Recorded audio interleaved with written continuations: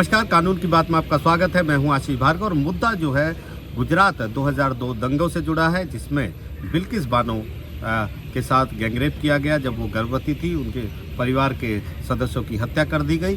11 लोगों को उम्र कैद मिली और इस साल आज़ादी के अमृत महोत्सव यानी 15 अगस्त के दिन समय से पहले रिहाई कर दी गई 11 दोषियों की। और इसके बाद काफ़ी हंगामा हुआ कि किस तरीके से ऐसे कांड को अंजाम देने वाले आसानी से 15 साल में छूट गए। और इसको लेकर सुप्रीम कोर्ट में याचिकाएं, सुभाषिनी अली यहाँ पर आई, महुआ मोहित्रा यहाँ पर आई और उन्होंने सुप्रीम कोर्ट से कहा कि ये गलत फैसला था।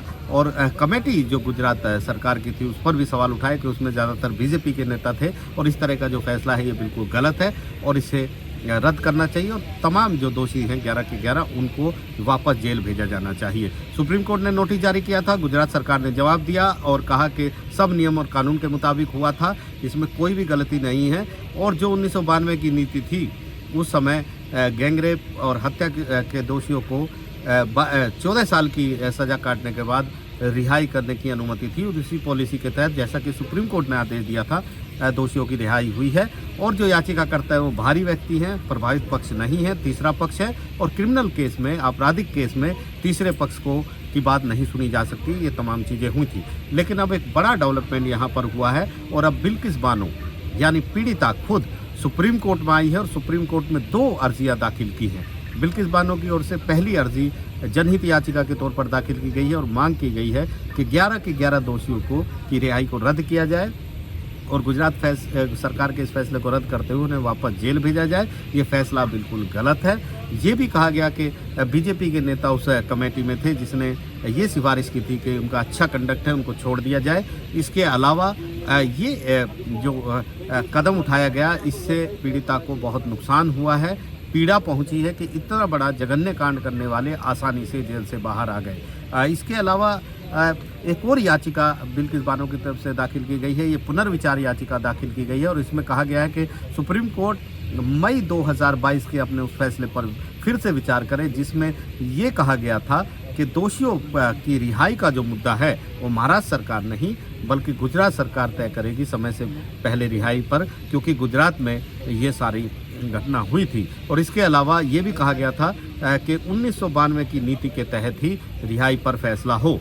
तो यहाँ पर बिल्किस बानो ने कहा है कि महाराष्ट्र में क्योंकि ट्रायल चला था इसलिए ये फैसला गलत है और महाराष्ट्र सरकार ही वो उचित सरकार है जो ये तय करेगी कि रिहाई दी जाए या ना दी जाए। और दूसरी बात जो 1992 की नीति है वो समय वो गुजरात की वो इस मामले पर लागू नहीं होती है, इसलिए पुनर्विचार किया जाए और ओपन कोर्ट में यानी खुली अदालत में इसकी सुनवाई हो।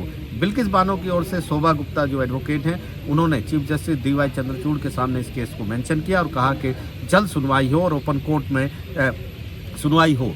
चीफ जस्टिस ने भरोसा दिया है कि वो इस पर विचार करेंगे, ये भी देखेंगे क्या दोनों याचिकाओं पर एक बेंच में सुनवाई हो और जल्द ही इस पर विचार किया जाएगा। तो एक बड़ा मामला है जिसमें पीड़ित पक्ष सीधे अब सुप्रीम कोर्ट आया है, ये एक खास बात है। और अब सुप्रीम कोर्ट ये तय करेगा कि क्या उन दोषियों को फिर से जेल भेजा जाए या ना भेजा जाए। गुजरात सरकार सही थी या नहीं थी, क्या इस पूरे मुद्दे को महाराष्ट्र सरकार के पास भेजना चाहिए। दरअसल ये पूरा मामले के बाद बिल्किस बानो के पूरे ट्रायल को गुजरात से ट्रांसफ़र कर दिया था सुप्रीम कोर्ट ने और सुप्रीम कोर्ट ने बॉम्बे में ये ट्रायल के आदेश दिए थे। पूरा ट्रायल जो है वो बॉम्बे में चला था। इसके बाद जो सज़ा हुई उस पर भी हाई कोर्ट ने मोहर लगाई उम्र कैद की सज़ा पर। इसके बाद सुप्रीम कोर्ट में एक दोषी यहाँ पर राधेश्याम भगवान दास आया और उसने ये मांग की कि उसने जो पहले बॉम्बे हाई कोर्ट में गया और बॉम्बे हाई कोर्ट ने ये फैसला दिया क्योंकि गुजरात में ये पूरा मामला हुआ था इसलिए गुजरात सरकार ही समय से पहले रिहाई पर फैसला करेगी। लेकिन राधेश्याम ये दूसरे दोषी के मामले में हुआ, लेकिन राधेश्याम एक और जो दोषी है वो सीधे सुप्रीम कोर्ट आया और उसने मांग की कि गुजरात सरकार को ही ये फैसला करने का अधिकार है और गुजरात सरकार इस पर फैसला करे इस पर। और 1992 के क्योंकि जब ये घटना हुई थी उस समय 1992 की नीति सज़ा पर थी इसलिए समय से पहले रिहाई पर 1992 की नीति के तहत फैसला लिया जाए।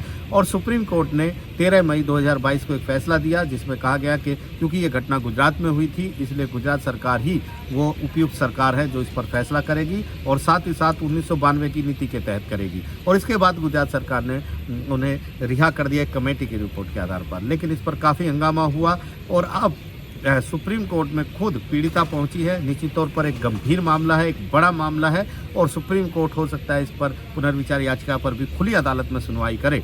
तो एक ऐसा मामला है जिसने पूरे समाज को हिलाकर रख दिया था, सवाल उठ रहे थे। हालांकि बिल्किस बानो के जो दोषी हैं उनके वकीलों ने ये कहा था कि इसमें कोई नई बात नहीं है, लेकिन सरकार ने बिल्कुल सही फैसला किया है। गुजरात सरकार ने भी अपने फैसले का बचाव किया था और कहा था नियम और कानून के मुताबिक ये किया गया है। लेकिन अब मामला एक बार फिर सुप्रीम कोर्ट में है और इंतज़ार सुप्रीम कोर्ट की नए सिरे से सुनवाई का होगा और नए फैसले का होगा। नई दिल्ली से आशीष भार्गव, NDTV इंडिया।